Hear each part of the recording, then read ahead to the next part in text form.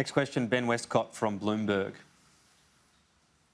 Thank you so much for your speech, Shadow Treasurer. Ben Westcott from Bloomberg. I just want to take you back to Rachel's question, which, with great respect, you didn't answer. The supply side of the coalition's policy. So Labor has its Housing Future Fund before Parliament, but you don't support that.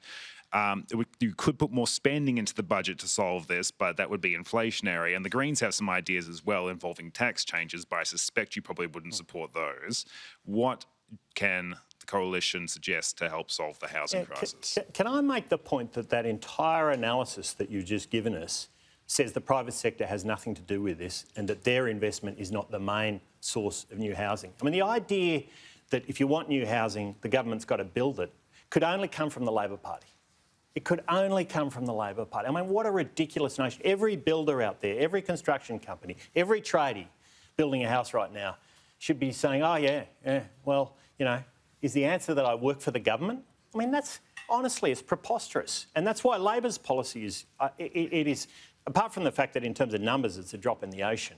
I mean, it rests on the idea that governments becoming active in the building industry is the answer to the problem here. And we saw with NRAS, which was Labor's last attempt at it, you know, what a disaster that approach was. Now, the key is, and this is the point I was making about city deals, they are all about activating the private sector to get on with the job alongside sensible, targeted infrastructure from government. And it's about your priorities.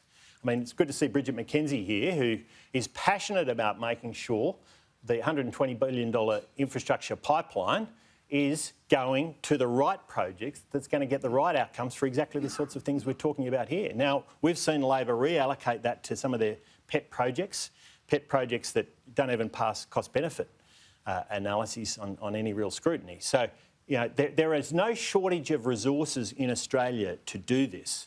Much of it, if not most of it, will come from the private sector, but government has a role to play through initiatives like city deals, through the way infrastructure investment is allocated in making sure that we get that complementarity in growth. Housing, services, infrastructure, communities, all the things we want.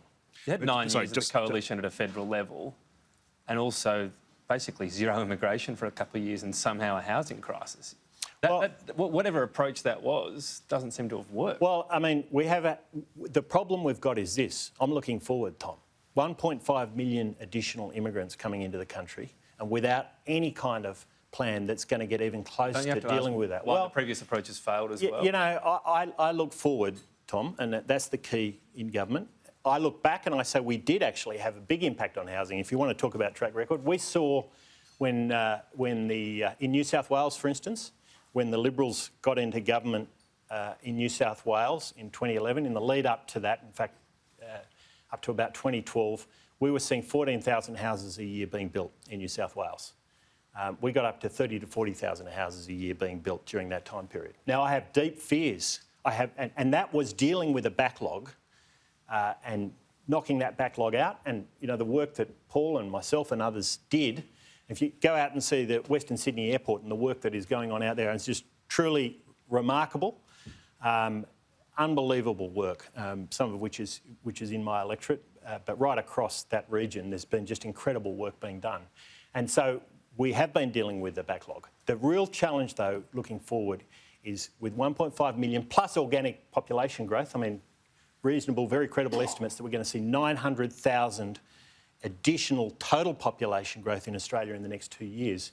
Where's Labor's plan to deal with that?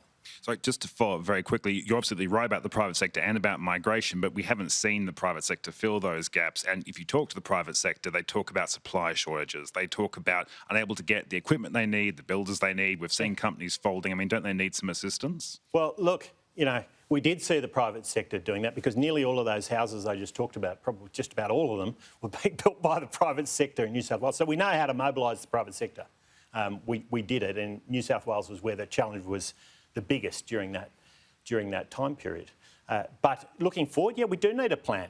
We do need a plan from Labor. I mean, that's my point. I think actually on that we're in furious agreement. We're not seeing... I mean, the fact that Labor could bring down a budget like this with those huge numbers, recognise, I mean, actually lay it out in the budget papers, the challenge they've got with housing. But, you know, what have we got from them? Reviews. I mean, yeah, and an infrastructure plan where they're just reallocating to their pet projects. I mean, we can do better than that.